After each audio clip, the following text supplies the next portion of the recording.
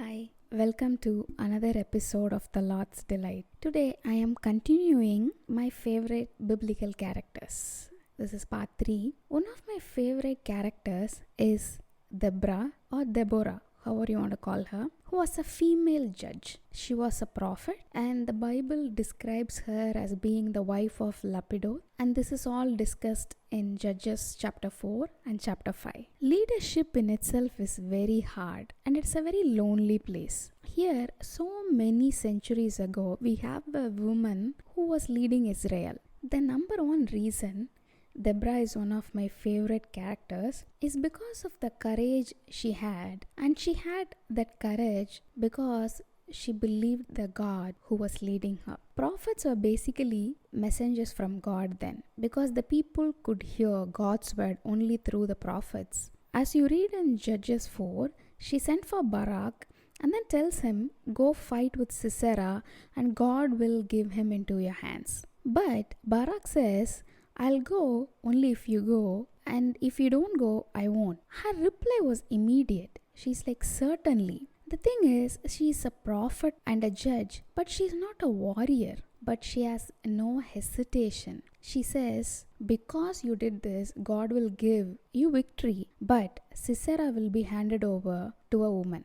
The strong courage I see in her is because of her belief in God who is telling her what is going to happen. The second reason is, if you see in Judges 5:7, Bible says Deborah arose as a mother in Israel.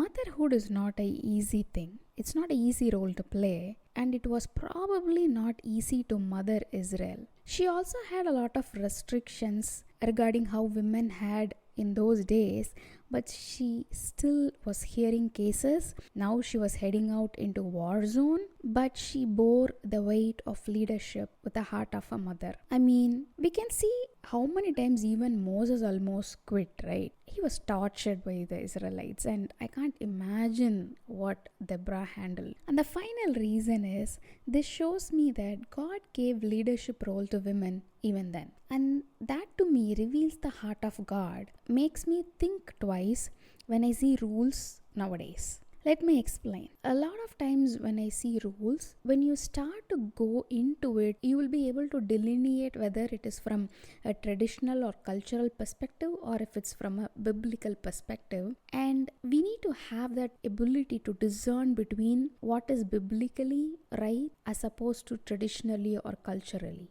They need not be always at odds, but sometimes they can be. The next biblical character I just admire is an extraordinary woman who is talked about in Matthew chapter 9 verses 20 to 22, Mark chapter 5 verses 25 to 34, and Luke chapter 8 verses 43 to 48. Guess what? This woman does not have a name in the Bible. It is the woman who had been subject to bleeding for 12 years. The very first reason I admire her is I put her faith along with those of people in Hebrews 11, the faith warriors, because if you see in Matthew 9:21, she's telling to herself, "If I only touch his cloak, I will be healed." There is no disbelief. Such a conviction and faith that just amazes me. There was no wavering. The second reason is in Mark 5:26. It says she had spent all the money she had, and also she had suffered a great deal under the care of many doctors. Can you imagine what pain and suffering she went through? And according to the Old Testament rules, she was unclean, and she was unclean for 12 years. So nobody would have touched her to give a hug, or even her family. They would not be able to eat what she made, and they couldn't be with her in the same place. And it must have been really lonely 12 long years, and she withstood all that. The emotional strength of this woman just amazes me. The next reason is her courage to come out amidst a crowd of people around Jesus, because if they find out she is unclean, they would have harassed her. They would not have let her near any of them, let alone Jesus. They would have become hostile. But that did not stop her. Through that crowd, she went searching for the Lord. And the final reason is when Jesus asked her who it was that touched him.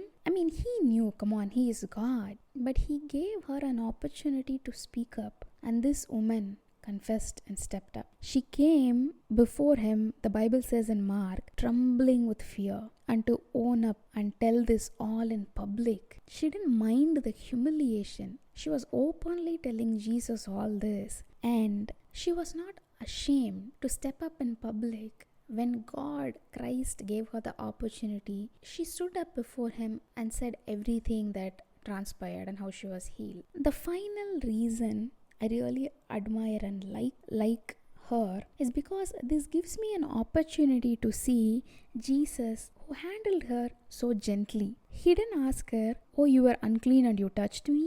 And there was no judging. He calls her publicly after she says all this, daughter. And that reminds me, however sinful and dirty I think I am on the inside, I can go to my Christ and he will still call me daughter because he forgives me. And when I put my faith in him, this is my Father who will never let me go. So I think I might wrap up favorite biblical characters with this. And I'll see you guys with a new episode next week. Don't forget to check out the lotsdelight.com blog. Okay then.